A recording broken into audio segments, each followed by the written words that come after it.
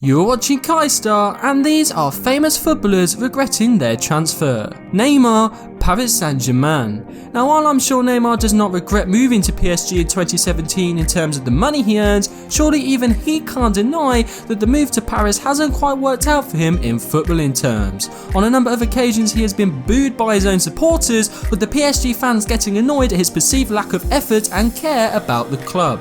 As well as this, anyone who chooses to start playing football with Lionel Messi every day must surely regret their decision when they are turning up to training with Choupo-Moting instead. Despite several attempts over the summer between Barcelona and PSG, Neymar ended up staying where he was, much to his obvious disappointment. So much so, he didn't even celebrate with his teammates after PSG lifted the French Cup this September, with Kylian Mbappe pushing Neymar away during the celebrations. Oh, and did I mention that he full-on punched a fan after losing the cup final last season? Harry Maguire, Manchester United.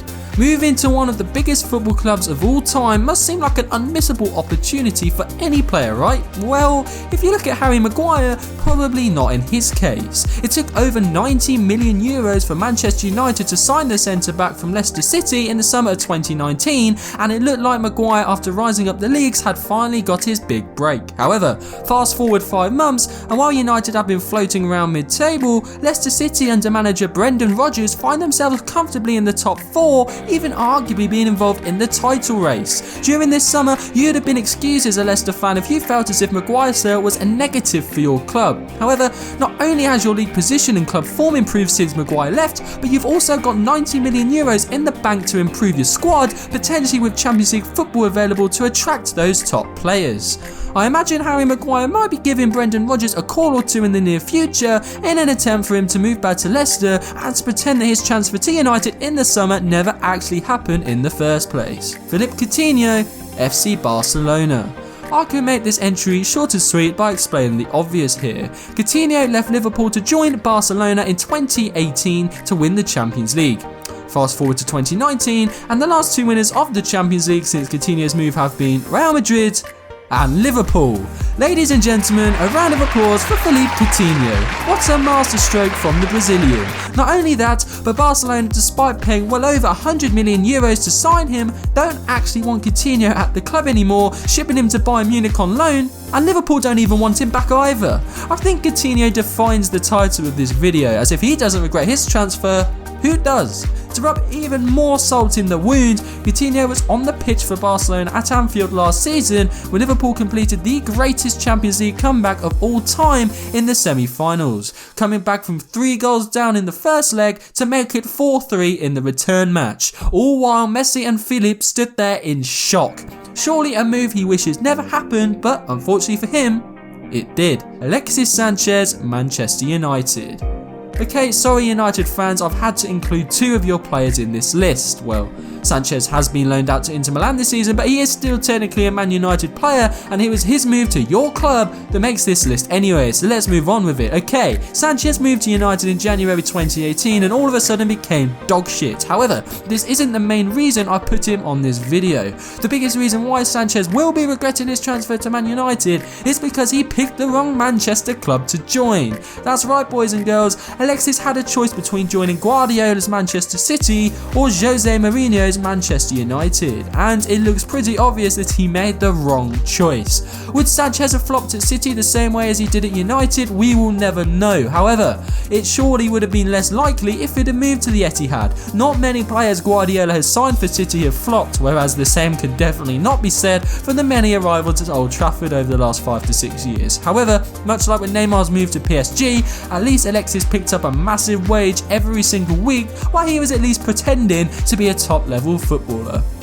Lionel Messi, Argentina. Whoa, HOH, this is why you shouldn't be taking drugs when writing scripts for football videos. Put that crack pipe down right now and get your head back into gear, you I'm sure that's what probably half of you are already typing in the comment section below this video, but please hear me out. You see, there was a time at the start of Messi's career back in 2003 where he could have played for Spain. I'm not joking here.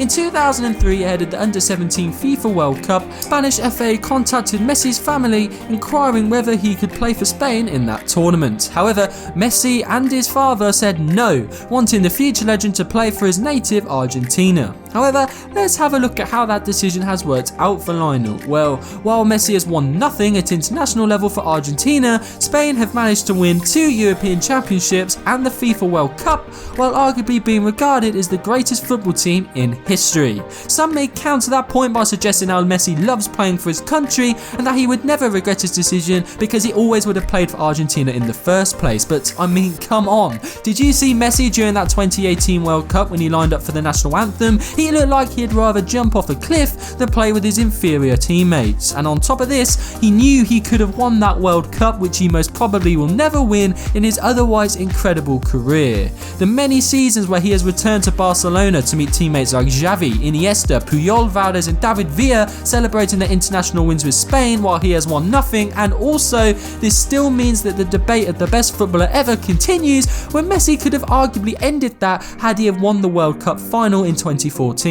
And as Ronaldo has won international silverware, it leaves a much recognised gap in Messi's CV, which other legendary footballers such as Pelé, Maradona and Cristiano Ronaldo himself have filled. Are you telling me that Lionel Messi didn't watch that Spanish team lift the 2010 World Cup and not wish he was playing for them when he knew he could have done? I doubt it. And that is the end of this video, ladies and gentlemen. Enjoy it? Well, it would be great if you could leave us a like and comment below anybody you feel I have missed. If this video hits 1,000 likes, I will do a part 2 using your suggestions. So get commenting and liking. Until then, however, I've been HOH, this has been KYSTAR, and we'll see you later.